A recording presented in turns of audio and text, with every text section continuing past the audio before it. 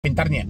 Kredit Pintar tinggal menjawab setelah kami lakukan investigasi, email yang dikirimkan itu bukan terdaftar pada kami dan itu bisa kami pastikan itu bukan dari perusahaan kami dan itu hanya orang yang mengatasnamakan perusahaan kami. Pasti melakukan investigasinya seperti itu. Kalau Anda tidak percaya, Anda uji dulu. Yo, assalamualaikum warahmatullahi wabarakatuh. Selamat siang buat teman-teman semuanya, khususnya yang sudah ada di YouTube Solusi Hutang MB. Oke, ini menarik. Kenapa saya bilangin? Kita mau kupas lagi POJK nomor 22 tahun 2023 dan kita ambil juga, kita menemukan satu bukti juga dari pinjol legal dan resmi terdaftar di OJK menurut dari email yang dikirim. Ya, mereka melakukan penekanan dan pengancaman, ya kan? Pengancamannya seperti apa dan apa juga yang harus mereka, kita yang mendapatkan ancaman itu apa yang harus kita lakukan buat ke depannya. Ini yang mau saya jelaskan buat teman-teman semuanya. Dan nanti kita juga menjawab beberapa curhatan dari teman-teman yang masuk juga kalau waktunya terkejar. Kalau enggak nanti kita lanjutkan di part 2-nya. Ya, tapi sebelumnya seperti biasa buat teman-teman semuanya yang belum mensupport channel ini, silahkan disupport dulu, silahkan didukung dulu. Karena supportan dan dukungan Anda itu menjadikan channel ini makin berkembang lagi dan saya makin semangat lagi memberikan motivasi dan edukasi. Silahkan. Oke, terima kasih banyak buat teman-teman semuanya. Anda boleh lihat dulu di sebelah saya ini.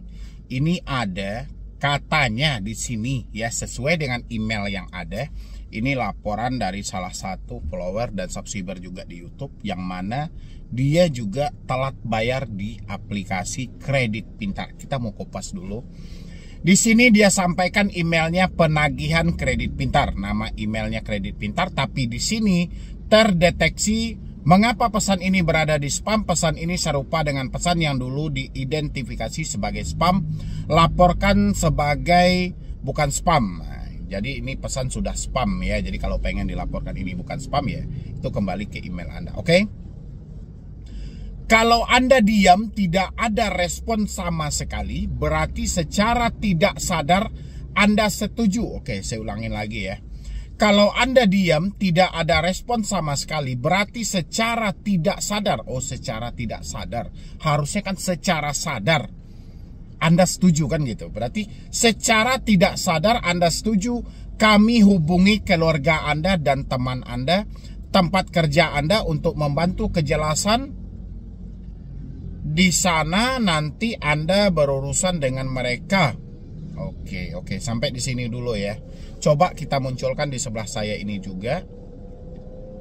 Di sini juga disampaikan oleh OJK sesuai dengan POJK nomor 22 tahun 2023 mengganti POJK nomor 6 tahun 2022 tentang perlindungan konsumen masyarakat sektor jasa keuangan.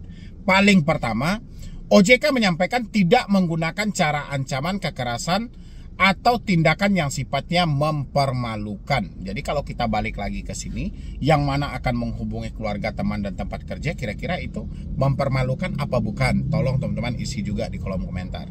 Habis itu tidak menggunakan tekanan secara fisik maupun verbal. Yang kedua, tidak menagih kepada pihak selain konsumen. Ini untuk poin yang nomor 3. Poin nomor 3, tidak menagih kepada pihak selain konsumen. Ya, habis itu penagihan hanya di tempat domisili. Oke, sampai di poin 3. Kita ambil di poin 3, 1, 2, 3. Di poin 3, tidak menagih kepada konsumen. Sementara yang terjadi adalah Kredit Pintar yang mengatasnamakan Kredit Pintar ini melalui email dia menyampaikan akan menghubungi kerabat kita. Ya, dia sampaikan di sini. Berarti secara tidak sadar Anda setuju kami menghubungi keluarga Anda, teman Anda, tempat kerja Anda untuk meminta kejelasan di sana. Nanti Anda berurusan dengan mereka. Kami sudah menghubungi Anda secara baik-baik, tapi sampai sekarang tidak ada timbal balik yang baik. Jangan salahkan kami ketika nantinya bertindak lebih tegas lagi. Karena kami juga tidak meminta uang Anda, kami hanya meminta uang perusahaan. Kami dikembalikan hari ini tanpa ada denda. Oke. Ya, cuman sangat disayangkan POJK yang seharusnya dipatuhi Boleh-boleh saja dia melakukan penagihan, tapi jangan menggunakan kata-kata berarti Anda setuju kami menghubungi keluarga Anda, teman Anda, tempat kerja Anda. Sementara OJK menyampaikan dalam POJK, pinjol atau debt collector dilarang melakukan penagihan kepada bukan si konsumennya. Dan pertanyaan saya buat OJK, layak nggak si debetur atau siapapun itu yang mengalami hal seperti ini, tapi mereka menemukan pelanggaran real, yang mana emailnya mengatasnamakan kredit pintar, orang-orang itu untuk berhenti bayar sesuai dengan POJK ini. OJK menyampaikan dilarang melakukan penagihan kepada bukan si penghutang atau si konsumennya langsung. Sekarang dia dengan keadaan sadar, walaupun si debeturnya menyampaikan, si debt collectornya menyampaikan kepada debetur, berarti secara tidak sadar dia menyetujui untuk menghubungi keluarga, teman, dan tempat kerja. Padahal aturan POJK nomor 22 telah menyarankan tidak boleh melakukan penagihan kepada bukan si penghutang atau konsumennya gitu loh. Kalau sudah seperti ini, kira-kira karena OJK tidak menyematkan di sini risiko apa yang harus diambil dan dijatuhkan kepada debt collector nakal, boleh nggak kami sebagai masyarakat atau sebagai konsumen, sebagai debetur untuk mengambil keputusan yang tepat, kami berhenti bayar selamanya. Mengingat aturan ini diberlakukan sejak Januari 2024. Sementara kejadian ini terjadinya di bulan Februari 2024. Dan saya pengen buat teman-teman semuanya yang mengalami hal yang sama, meskipun tidak di aplikasi yang disebutkan ini atau di aplikasi lain, tapi itu terdaftar dan resmi ada di OJK, tolong sepakat semuanya untuk berhenti bayar secara online dulu.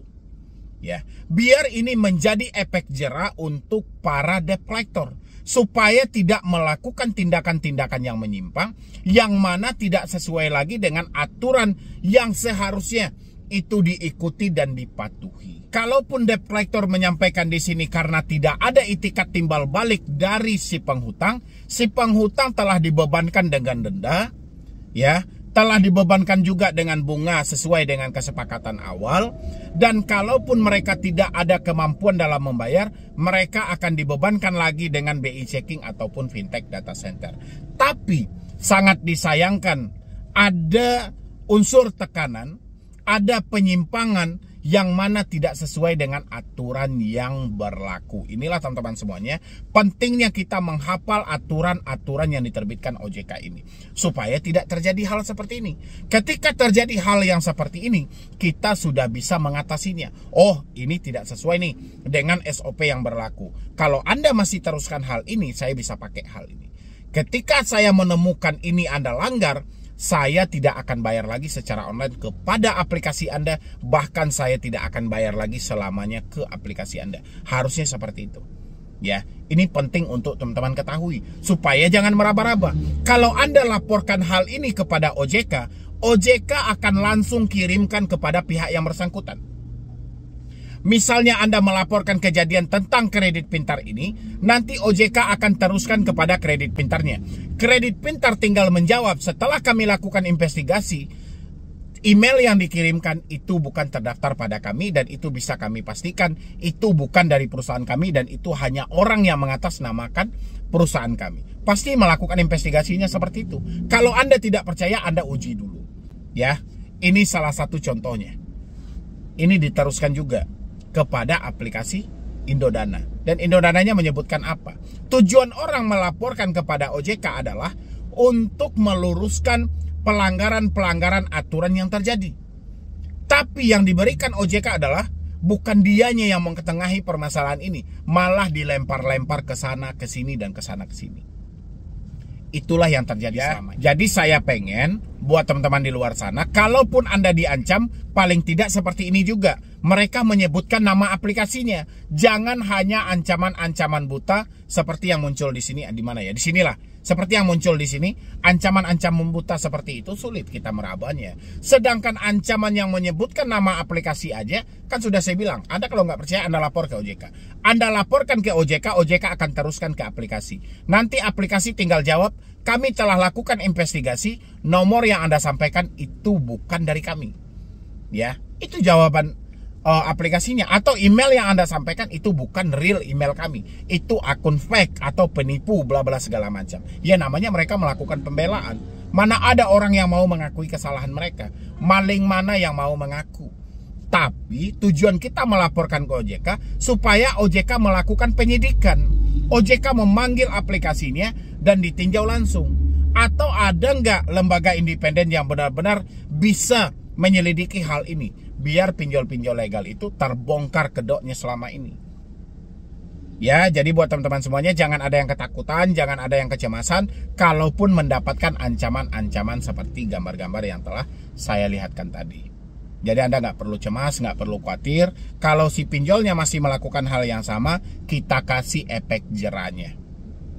Ya, mungkin dari saya cuma itu aja. Mudah-mudahan ini bisa membantu buat teman-teman semuanya. Jangan ada yang ketakutan, jangan ada yang kecemasan. Kalau sudah tidak mampu, daripada pusing-pusing, mendingan putus semua komunikasi yang terhubung langsung dengan debt collector. Jadi sekian dulu dari saya, Medi Broni. Wassalam.